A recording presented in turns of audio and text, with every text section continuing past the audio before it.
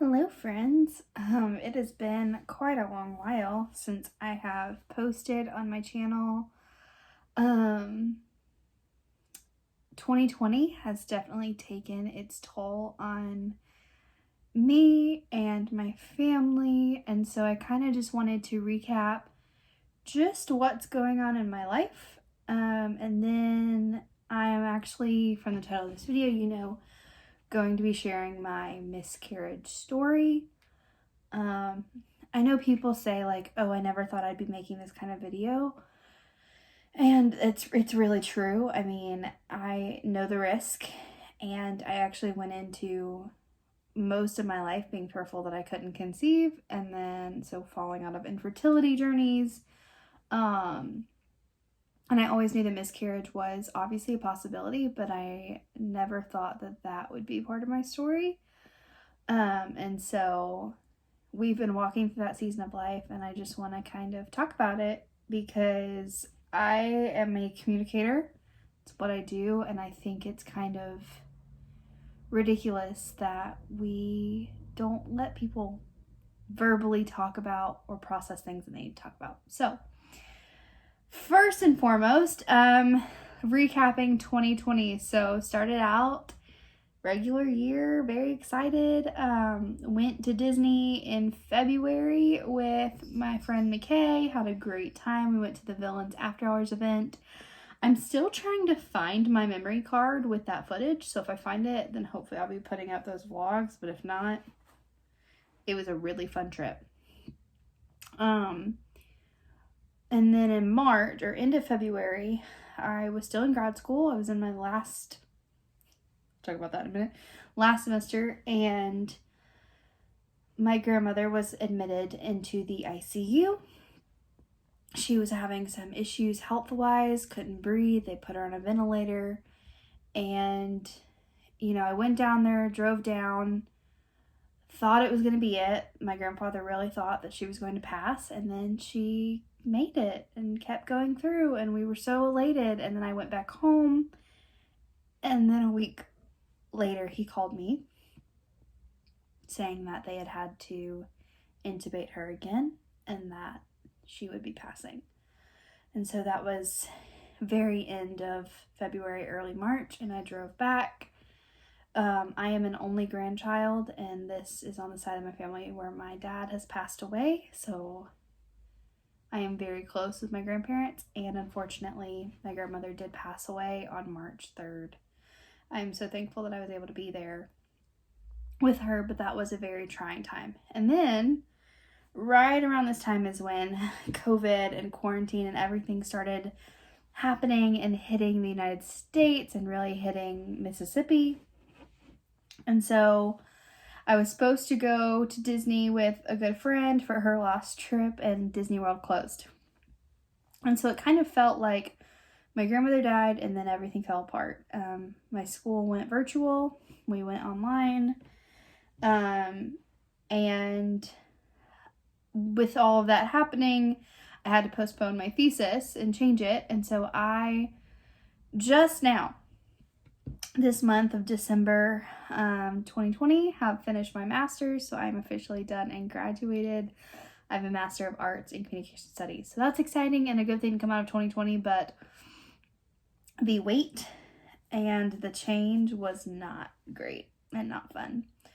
It was a pretty low-key rest of year, and I finished my teaching program on July 1st, and I decided that I was going to leave my current job as youth minister and pursue a teaching job. And I actually got one in April, which was so exciting, and I'm teaching there now. So life update, I am now a teacher.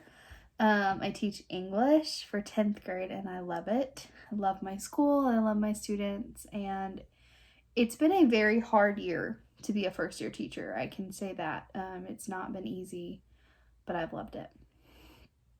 And then comes the crux of the last few months, and probably not the hardest part of my 2020, but one of the hardest parts. That and losing my grandmother have been the hardest parts, but so to back up, Reagan and I have been married for, on October 14th was 2 years of marriage, and we weren't trying for children, but we weren't anti-children, obviously. But it just wasn't like something we were planning or trying for. And on October 13th, I took a pregnancy test. I had already taken quite a few, and I'll put in some clips here just because they're really special to me. But on October 13th, I got a positive pregnancy test and found out that we were expecting. And so Reagan was an hour away from being home, so I hurried up and told him, and he was more shocked than anything else, but excited.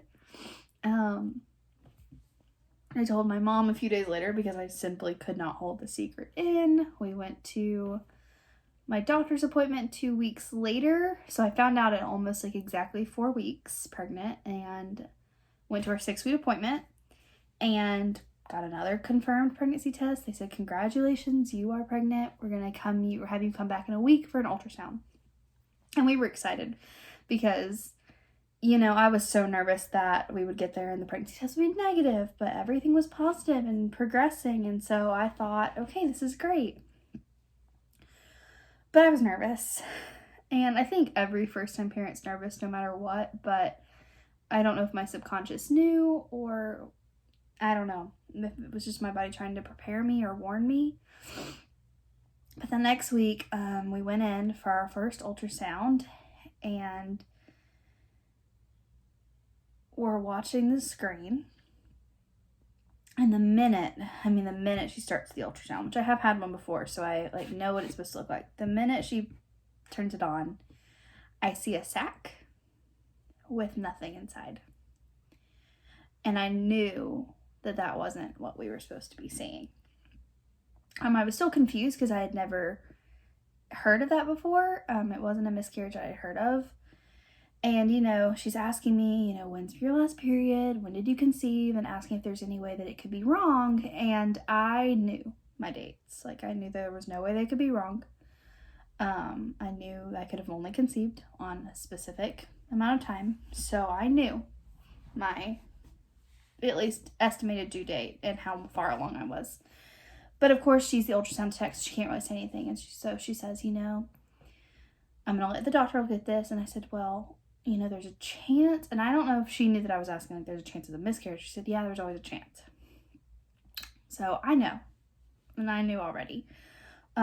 Reagan, on the other hand, had never seen an ultrasound before, so he didn't know. And so that was really hard. I'm so thankful that where we are, that the clinic we were in allowed your spouse to be there, because having him there to be able to hold me and talk with me is probably the only reason I got there. So we go into the waiting room. I'm trying to hold myself together, and then the minute they close the door, I just break down on Reagan's shoulder, and I'm sobbing. And I was just telling him, this is my worst fear. This was it. This was what I was afraid of happening.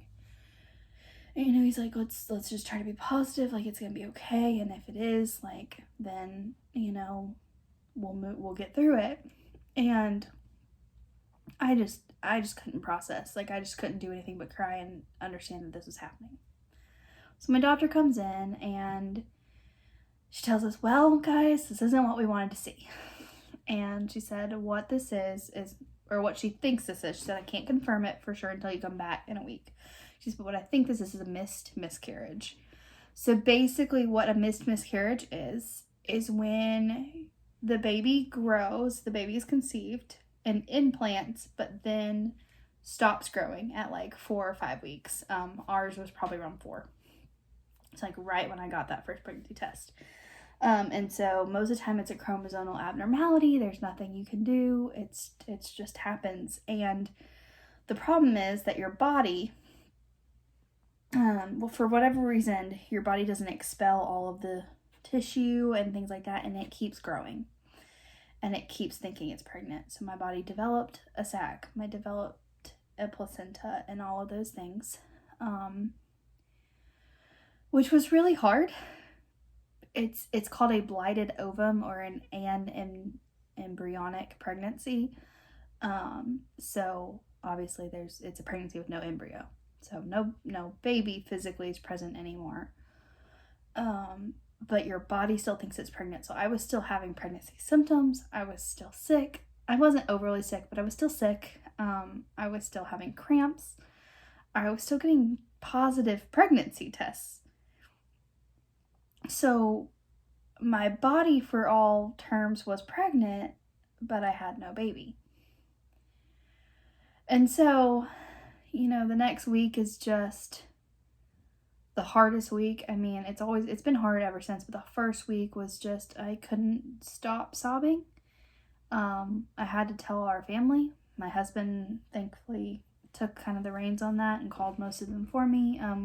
We didn't tell the whole world, but we had told close friends and family. And, they always recommend not saying anything or not telling people you're pregnant until you're out this window. But I am so glad that we had people in our corner to love us and support us, because miscarriage is one of the most lonely things that I have ever gone through.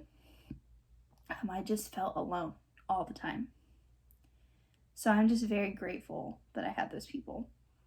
But so I went back in a week and had another ultrasound, and they confirmed that this was a blighted ovum and that the baby had stopped growing. And so then they gave me my choices. I could either wait for it to happen naturally, I could take medication, or I could have a D&C. And I am only 26 years old. So I've already had some surgeries in my past, not for that reason, but I would like to avoid those if possible, and it's expensive. So we elected for the medication because I had already waited that week, and it was excruciating, wondering if it was going to happen at school, wondering if I had to take off. So I took the first round of medication. I started on a Friday, and it's this long 3-day dose, and nothing happened. And when I tell you that was the hardest 3 days of waiting to try to miscarry, but nothing happening.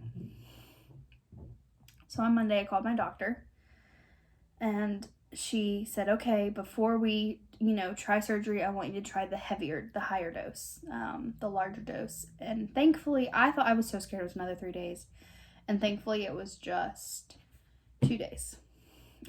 Just a day with 2 pills. So just one night.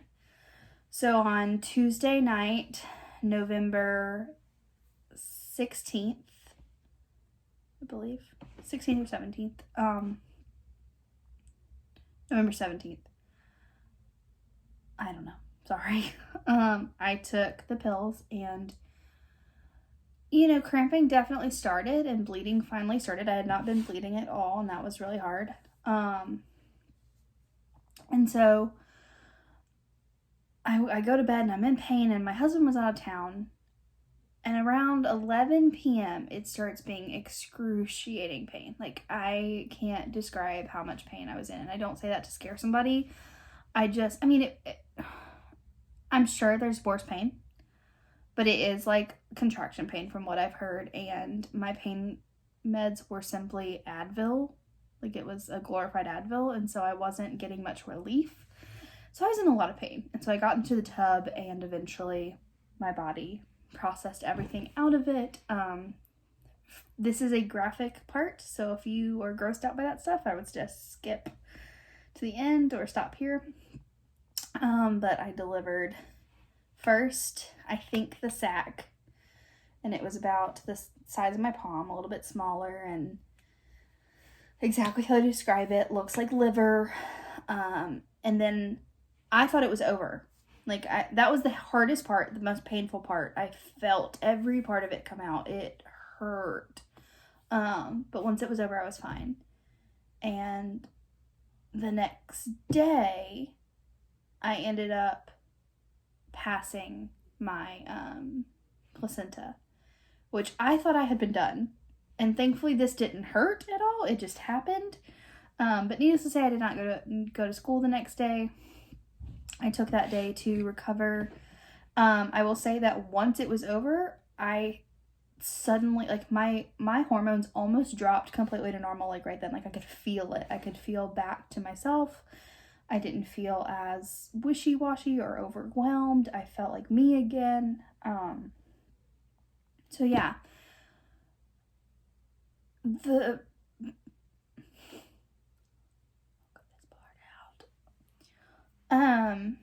So some things that people have asked me, did I have any warning signs of a miscarriage?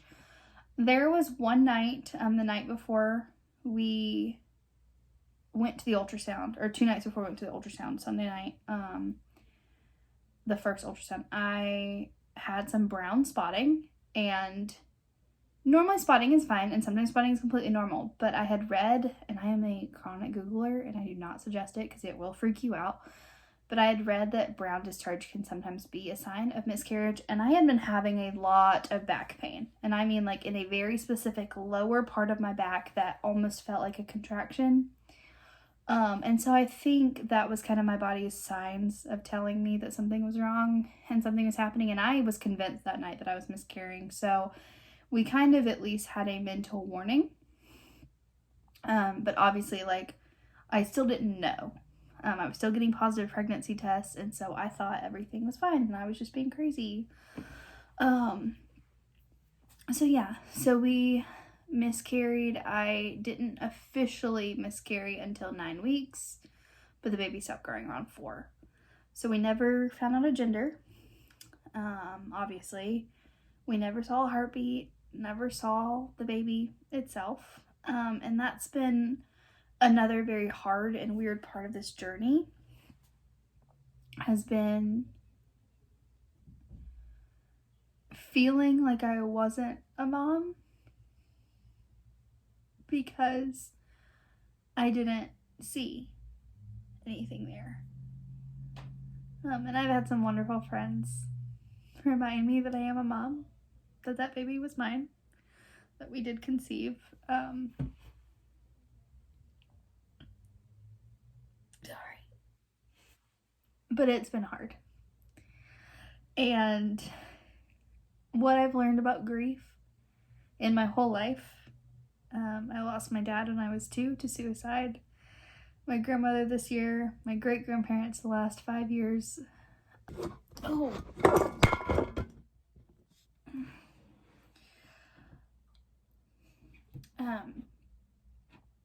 But yeah, so I believe that it was a life. I believe that I'm a mom. As for when we will try again, it's kind of up in the air. It's not planned. Taking it one day at a time and trying to heal right now. I understand people who want to get pregnant as soon as it happens. It's just not how I'm feeling. So right now I'm focusing on teaching, focusing on getting my kids through their finals for this, and enjoying the fact that I am finally done with school for the first time in forever. And hopefully posting some more Disney trips soon, and hoping for a better 2021. So that is my life update for now. I want to say, if you are going through a miscarriage or anything of the sort, that you are welcome to comment here or find me on Instagram at Lauren Noel Grant anytime. The only thing, or one of the only things that got me through, was people sharing their stories with me, and I am someone who hates that the subject is taboo and hate that it's awkward and uncomfortable. I think that you should be allowed to share your story and share your space. So I am here for you in any way that I can be, and I just hope that you are finding yourself well at this last part of 2020. It is almost over, and we've made it, and it has been a trying year, but also a year of abundant growth and stretching beyond my wildest imagination. So thank you all for listening to my story and all the love and support that you give our channel.